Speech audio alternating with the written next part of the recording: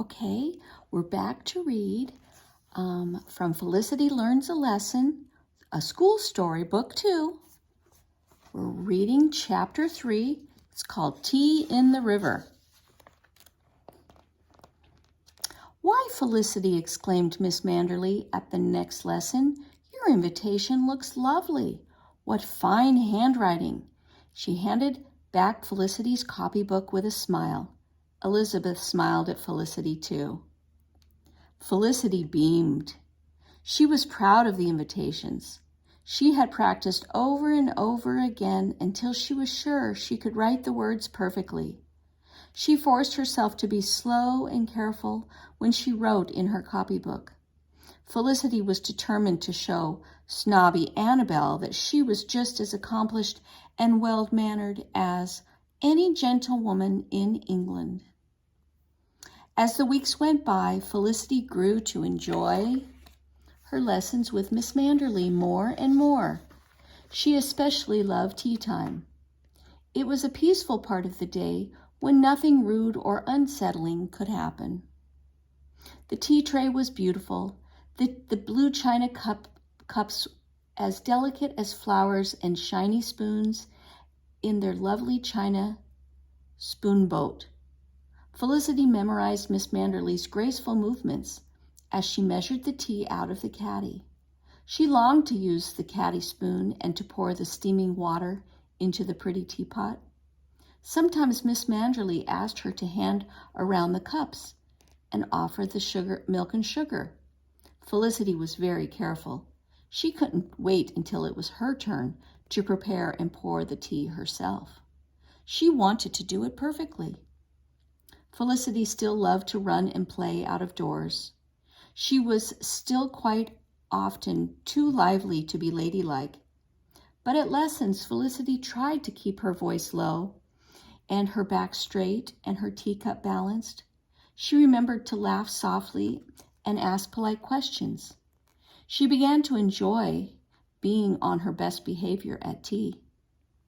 Elizabeth and Felicity always had a great deal to say to each other, but Miss Manderley insisted that they discuss questions of general interest. That meant they had to include Annabelle in their conversations.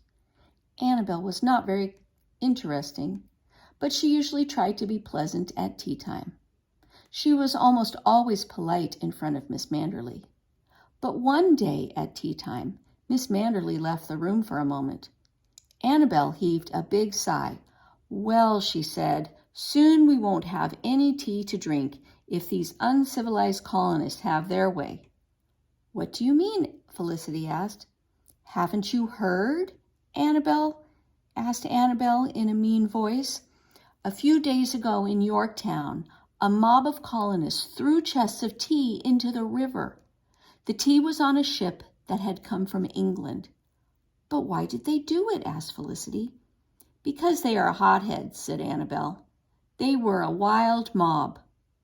"They didn't hurt anybody," Elizabeth said to Felicity softly. "Quiet, Bitsy," snapped Annabelle. Elizabeth shrank back. Annabelle went on. "The colonists destroyed the tea because they did not want to pay the king's tax on it. I've always said these colonists are ungrateful for all the king has done for them." "I've always said—" Just then Miss Manderley returned. Annabelle stopped talking. She smiled sweetly at Miss Manderley. Felicity did not know what to think. Could Annabelle be right? It was surely wrong for colonists to destroy tea, but that they did not own. But wasn't the king's tax wrong too? She looked down into her tea and said nothing. Felicity was still quiet as she and Elizabeth walked home after lessons. They always hurried ahead of Annabelle so that they could talk. "Lizzie," said Elizabeth kindly, "it wasn't you or your family who threw the tea into the river. You shouldn't feel bad about what the other colonists did. It's not your fault." "I know," said Felicity, "but Annabelle makes me so angry. She thinks colonists are no good." Elizabeth smiled a little. "I know one colonist Annabelle admires," she said quietly. "Ben, your father's apprentice." Felicity stopped. "Ben?" she asked. Annabelle likes Ben? Aye, nodded Elizabeth.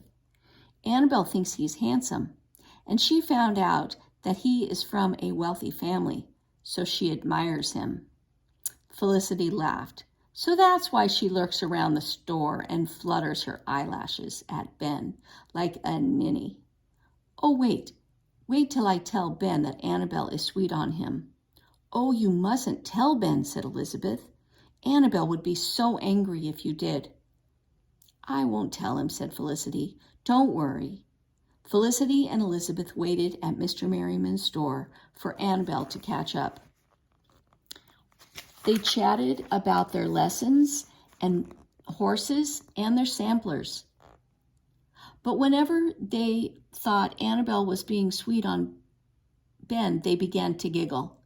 It was very hard not to laugh when Annabelle came into the store. She looked around, and when she saw Ben was not there, she said briskly, "Come along, Bitsy. There's no need to stay." Felicity and Elizabeth smiled at each other and waved goodbye. Soon after Elizabeth and Annabelle had left, Mr. Merriman began to close up the store. "You and Elizabeth are the merriest girls in Virginia," he said. "You always have a great deal to talk about." "Aye," said Felicity. "Today we had a wonderful idea for something to put on our samplers. Miss Manderly says we're going to start them soon. We're going to need lots of red silk thread. Are you going to stitch some red Virginia roses? Red as the roses in my lovely Lissy's cheeks?" asked Mr. Merriman. "Oh, no," said Felicity. "Elizabeth says we should put a bright red crown right at the top of our samplers to show that we all look up to the same king. She says that he is fair and generous to everyone he rules in England and in his colonies." "Well," said Mr. Merriman, with a sad smile, "I'm not sure everyone would agree. Many people feel the king is treating us colonists badly. They do not want to be ruled by the king anymore." Felicity was confused. "But isn't that disloyal?" she asked. Mr. Merriman shrugged. "People will not be loyal to someone who treats them unfairly, and they feel the king's tax on tea is unfair." "Annabelle said some colonists threw tea into the York River," said Felicity. "Is that true?" "Yes," said Mr. Merriman.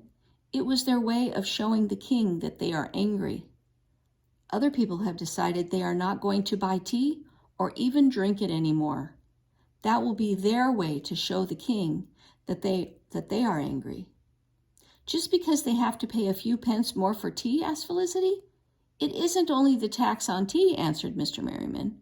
"We colonists built this country and with our own hard work. Many people feel we should govern it ourselves without the king."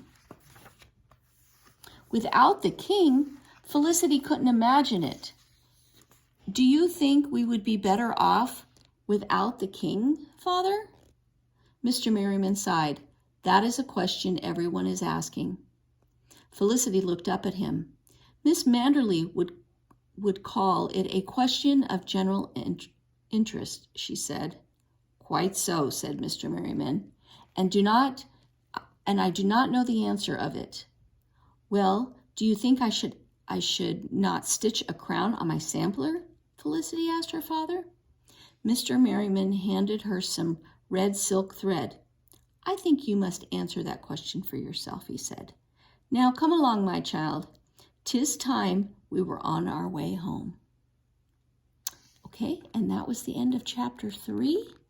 And next chapter is chapter 4. We will read that next video.